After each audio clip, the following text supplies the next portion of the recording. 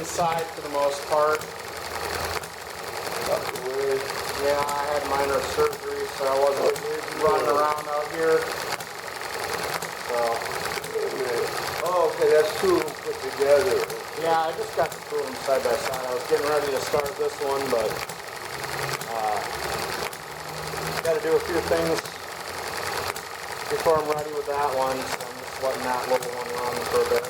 I remember seeing them separate. But I thought it was maybe one big one, but then I see the wood next to each other. Is there any way like you can like connect the two to have the one start the other? Or is it no? There's really no way to do that. So I've had these two on a different board. I can belt the two of them together, but I have it set up. The other stick I have, they're lined up on this one goes on that side, and then I can run a belt between the two of them, and then they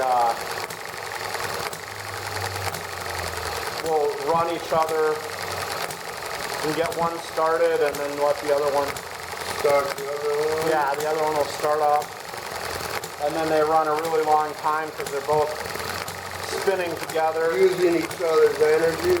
Yeah, they're both kind of sharing momentum. So, do you have any videos of it? Early on, I did a few videos of that, and I haven't done any videos of it recently. But I oughta. I don't remember seeing anything. Yeah, that's real early stuff on my channel. So I ought to do something with that again to show it off. I think I still have the belt I made for that, but it might be a bit... Oh, you made a belt? Yeah, I had to make a flat belt to go between them. How do you make a belt? Yeah, I just take a bit of ribbon. Oh, yeah? From, sewing ribbon, and measure it out the length I want and stitch it up. Like the ends stitch the ends together, yeah. Oh.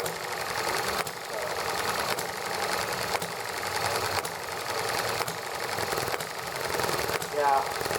And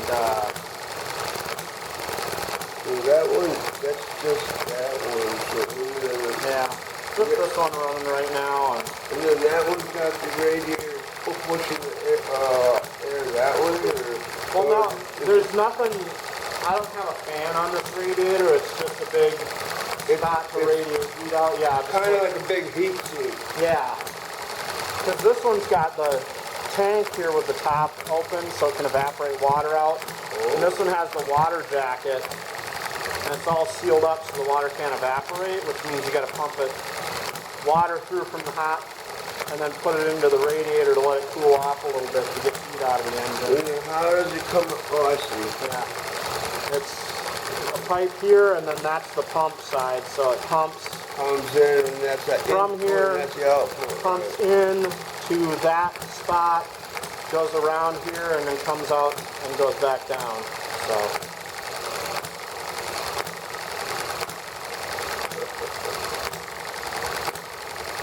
How'd you do with the rain on Sunday? Still wet. I had to go to over to unique once a month they for homeless people they'll give you like a fresh outfit. Oh yeah. So and you go get something dry just to survive. And they saw how miserable I looked and they said, go get something. Yeah. And then when you get it, show us, we'll prove it, and then go change in the bathroom.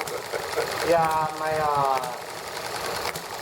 we were up at breakfast like we do on Sunday morning, and on the way home, I don't know if you heard, but all along Ravenswood it was flooded under the metro tracks up north. Oh, yeah, the low spot under the metro tracks where all the roads go under was all flooded out most of the way. And you can't drive under them, right? So you can't drive under them there, and so when we were driving back We usually come on Irving Park, but it was closed because the water was too high along there, so Really? had to go out and pick a different route that wasn't flooded. Wow. And there wasn't really too much flooding over here. Yeah, I mean, we're lucky because we're so up high above the freeway. That's what I was just about to say. Because we're relatively, and we don't really, wow, there's been times where it's been flooded really bad, like over there on Kimball. Yup.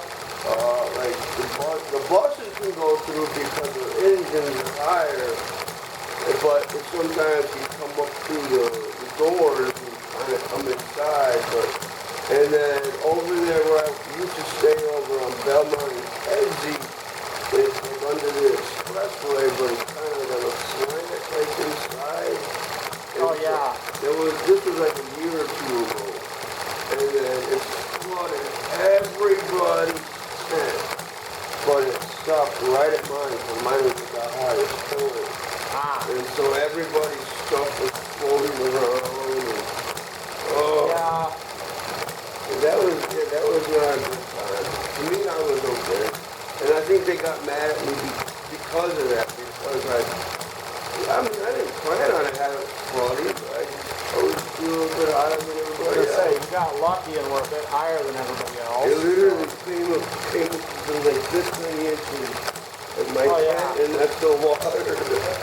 I grew up on the Mississippi, and so every summer or every spring, the water would start getting high, and you'd go out and see it. And some years when it was real high, it would get up into all the parks and stuff along the river, and there'd be big signs about people not going in there, because the thing is, it doesn't take a whole lot of water to move your car, because the tires are full of air and all that stuff. So there's people that would try to drive down in to the water, and it would be just deep enough and moving a little bit, and their car would get lifted up and just pushed right on out into the swamp. And they're, and they think just because they have one of those higher air intakes, they think that they can drive through anything. Oh no. I mean, it's like up north of the ice fishing. Every year there's at least one person that takes the truck out a little early on the ice or a little late on the ice, and then they get out there and suddenly they're sinking. I'm from the UP, so I know all about that. Oh yeah.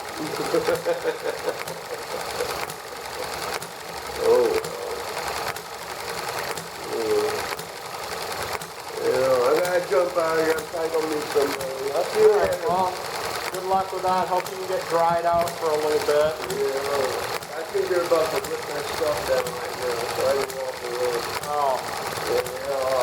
Streets and sanitation tanks, they're all standing right there in my spot staring. Okay. I really don't. Well, that's too bad. I really don't want to. I don't bother anybody. I know. You're just trying to get by and do whatever, and I don't know. I hope it's. I saw you were talking to the new folks over there. I don't know if you got to meet them or if you were. I don't know them, but I was just checking them out, talking to them. I don't know where they're from, but she said she's from the Greeny Green. Okay. I don't know. Well, I mean, they've been trying to shut Cabrini Green down for years, and they just make the houses worse and worse.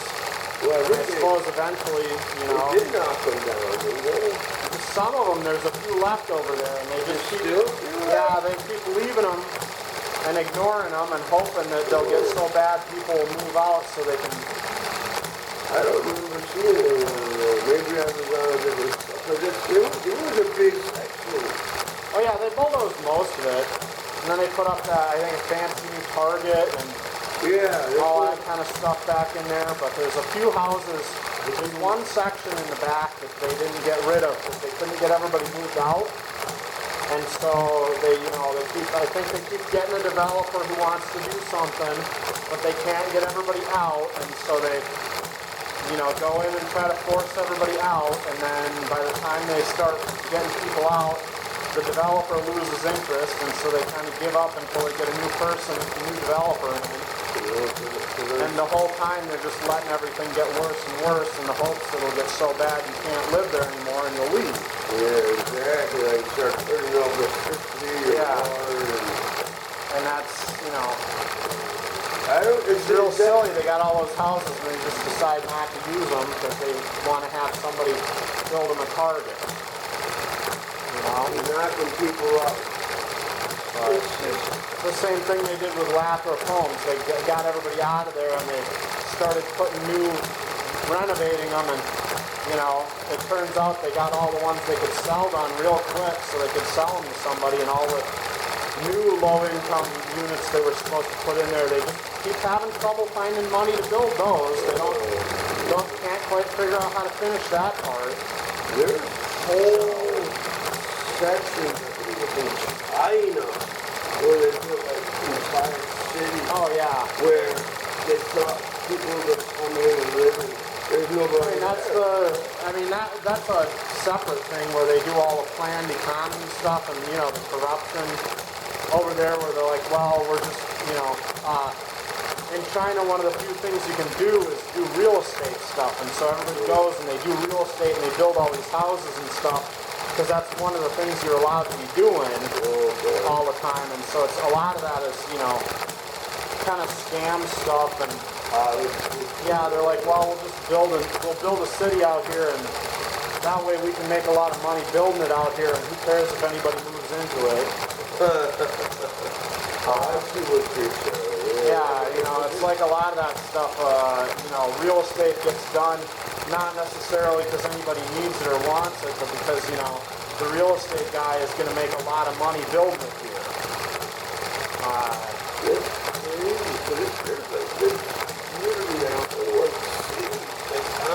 Oh yeah. It's like, that's why there's a lot of empty retail space around, is because a lot of times there's a tax break to build retail buildings, new retail stuff, and then you can also write off when it's vacant and be like, well, I don't have anybody in here, so you can't, I'm not making any money, I need a tax break. So you get paid to build it, and you get paid whether it's getting, you get paid whether you're using it or not. And then, people wonder why there's so much empty retail sitting around. But a lot of silly things happen because one person decides that, one thing, and another person decides another thing, and then pretty soon you realize that there's 2 or 3 different rules, and if you use them all, you can make a lot of money. And it's not necessarily because anybody was thinking that was what they wanted to happen. It's just that, one person decided, hey, we should have more retail, let's figure that out, and somebody else is like, well, if you got empty retail, maybe you shouldn't have to pay taxes on it, and suddenly you got 2 different people made 2 different decisions, and the guy in the middle figured out a good way to make a lot of money off of it. Yeah, someone made money somewhere. Yep. Alright, well, I don't want you to miss out meeting whatever you got going on. It was my fault. Oh, nope, I just don't want time to get away from you. You gotta, Oh, it's a pleasure. It's good to see you, like I said. Haven't been out here for a few weeks, so I haven't had a chance to say hi.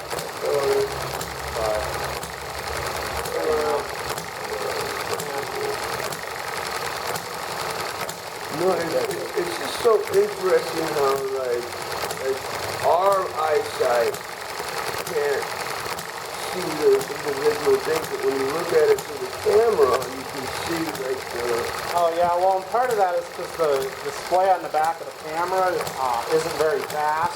Well, no, so it can only do, 10 or 15 or whatever frames of display a second. So it has to just pick something and show it to you. And it ends up picking out and, picks up sitting in. Yeah. So. All right, have a good day, man.